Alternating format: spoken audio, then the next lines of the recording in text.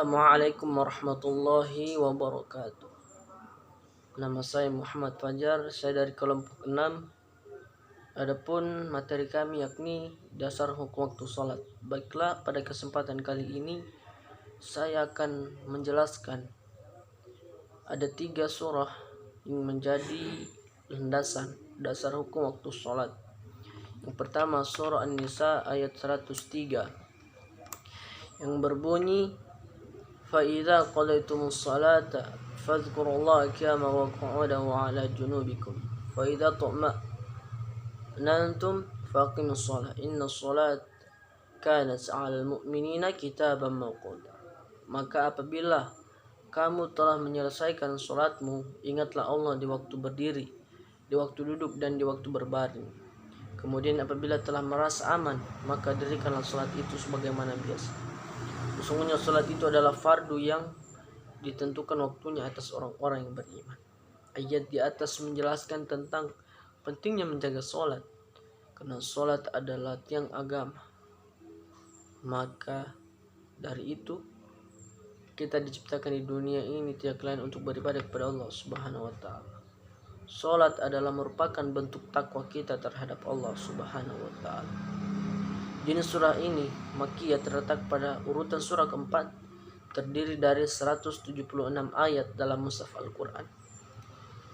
Dalam tafsir Al-Misbah, kata kitaban mawquta dalam surah An-Nisa ayat 103 diartikan sebagai salat merupakan kewajiban yang tidak berubah, selalu harus dilaksanakan dan tidak pernah gugur oleh sebab apapun.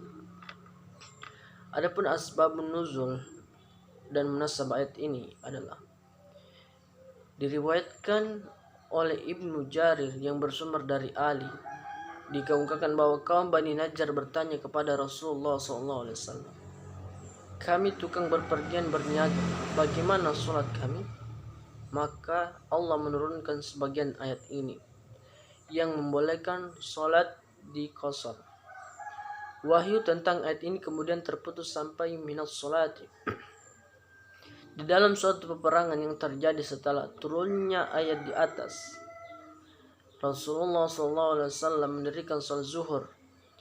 Di saat itulah kaum musyrikin berkata, Muhammad dan teman-temannya memberikan kesempatan kepada kita untuk menggempur dari belakang. Tidaklah kita perhebat serbuan kepada mereka sekarang ini? Maka berkatalah yang lainnya, sebaiknya kita ambil kesempatan lain, karena nanti pun mereka akan melakukan perbuatan serupa di tempat yang sama.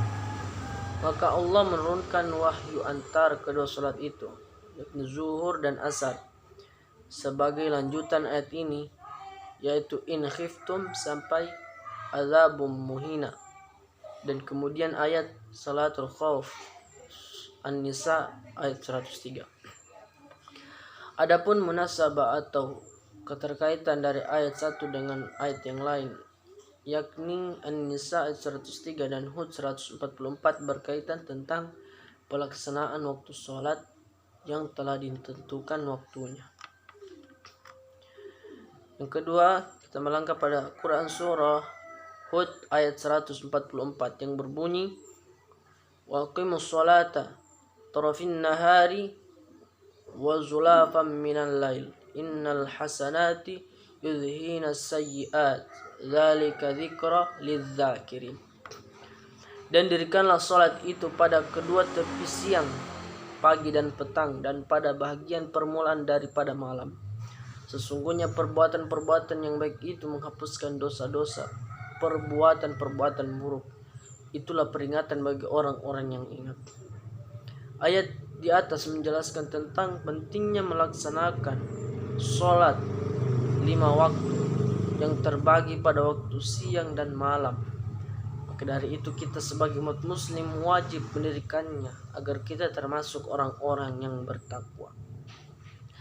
Ayat di atas juga menjelaskan bahwa apabila kita melakukan perbuatan-perbuatan yang baik, maka akan menghapuskan perbuatan-perbuatan kita yang buruk. Jadi surah ini Makkiyah, terletak pada urutan surah ke-11, terdiri dari 123 ayat dalam mushaf Al-Quran. Ayat tersebut mengandung perintah untuk melaksanakan sholat dengan teratur dan benar, sesuai dengan ketentuan rukun, syarat, dan sunnah. Adapun yang dimaksud dengan pada kedua tepi siang yakni petang, yakni subuh, zuhur, dan asar.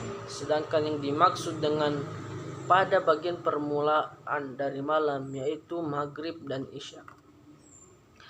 Adapun asbabun nuzul dan munasabah ayat ini adalah Ali ibnu Abu Talha telah meriwayatkan dari Ibnu Abbas sehubungan dengan makna firman-Nya, dan dirikanlah salat itu pada kedua tepi siang, yakni salat subuh dan salat maghrib. Hal yang sama telah dikatakan oleh Hasan dan Abdur Rahman ibnu Zaid ibnu Aslam. Al Hasan telah mengatakan dalam suatu riwayat dari Qatadah dan Ad-Dahak serta lain-lainnya bahwa yang dimaksud ialah salat subuh dan salat asar. Mujahid mengatakan yang dimaksud dengan salat pada permulaan siang adalah salat subuh, tetapi di lain kesempatan ia mengatakan salat zuhur dan salat asar. Ibnu Abbas, Mujahid, Al-Hasan dan lain-lainnya mengatakan bahwa yang dimaksud adalah salat isya. Al-Hasan dalam riwayat Ibnu Barak dari Mubarak Ibnu Fudalah dari Al-Hasan bahwa yang dimaksud dengan firman-Nya dan pada bagian permulaan malam, maksudnya adalah salat maghrib dan isya. Rasulullah SAW bersabda, keduanya berada pada bagian permulaan malam hari, yaitu salat maghrib dan salat isya. Adapun munasabah atau keterkaitan antara ayat satu dengan yang lain adalah Quran surah Hud ayat 144 dan An-Nisa ayat 103 saling berkaitan tentang waktu sholat yang telah ditentukan waktu pelaksanaannya. Baiklah, kita melangkah ke surah yang ketiga, Quran surah Al-Isra ayat 78 yang berbunyi, Subhanalladzi asra bi'abdihi lailan minal masjidil haram ilal masjidil aqsa alladzi barakna haulahu linuriyahu min ayatina innahu was-sami'ul basir. Maha suci Allah yang telah memperjalankan hambanya pada suatu malam dari Al-Masjidil Haram ke Al-Masjidil Aqsa yang telah kami berkahi sekelilingnya, agar kami perlihatkan kepadanya sebagian dari tanda-tanda kebesaran kami. Sesungguhnya Dia adalah Maha mendengar lagi Maha mengetahui. Dalam tafsir Al-Ahkam dijelaskan bahwa semua mufassir telah sepakat bahwa ayat ini merangkan sholat yang 5. Dalam tafsiran terdapat 2 perkataan. Pertama, tergelincir atau condongnya matahari dari tengah langit. Demikian diterangkan Umar bin Khattab dan putranya Abu Hurairah, Ibnu Abbas, Hasan, Sya'bi, Atta, Mujahid, Qatadah, Dahak, Abu Ja'far, dan ini pula yang dipilih Ibnu Jarir. Kedua, terbenam matahari. Demikian diterangkan Ali Ibnu Mas'ud, Ubay bin Ka'ab, Abu Ubaid, dan yang telah diriwayatkan dari Ibnu Abbas. Berkata Farah, itu berarti mulai dari condong matahari sampai terbenam. Berdasarkan keterangan ini, maka ayat ini berarti kerjakan sholat zuhur dan asar mulai dari condong matahari sampai terbenam. Selanjutnya ialah sholat malam, yaitu sholat maghrib dan isya. Adapun asbabun nuzul dan munasabah ayat ini adalah telah menceritakan kepada kami Abu Al-Yaman berkata, telah mengabarkan kepada kami Syuaib dari Az-Zuhri berkata, telah mengabarkan kepadaku Sa'id bin Al-Musyab dan Abu Salamah bin Abdurrahman bahwa Abu Hurairah berkata, aku mendengar Rasulullah SAW bersabda, salat berjamaah lebih utama dibanding salatnya salah seorang dari kalian sendirian dengan 25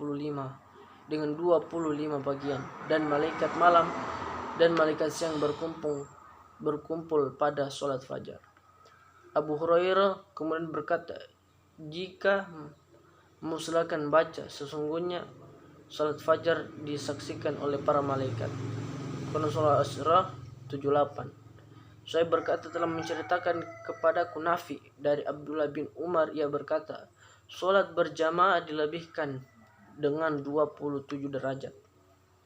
Adapun munasabah atau keterkaitan dari ayat satu dengan yang lain adalah dari surah Al-Isra ayat 78 dan An-Nisa ayat 103 yang saling berkaitan tentang pentingnya menjaga sholat tepat waktu yang telah ditetapkan oleh Al-Quran. Baiklah, itulah dasar hukum waktu sholat pada kesempatan kali ini. Itulah yang saya dapat bisa jelaskan. Adapun kesalahan itu datangnya dari saya sendiri dan kebenaran itu datangnya dari Allah Subhanahu wa taala. Sekian, wassalamualaikum warahmatullahi wabarakatuh.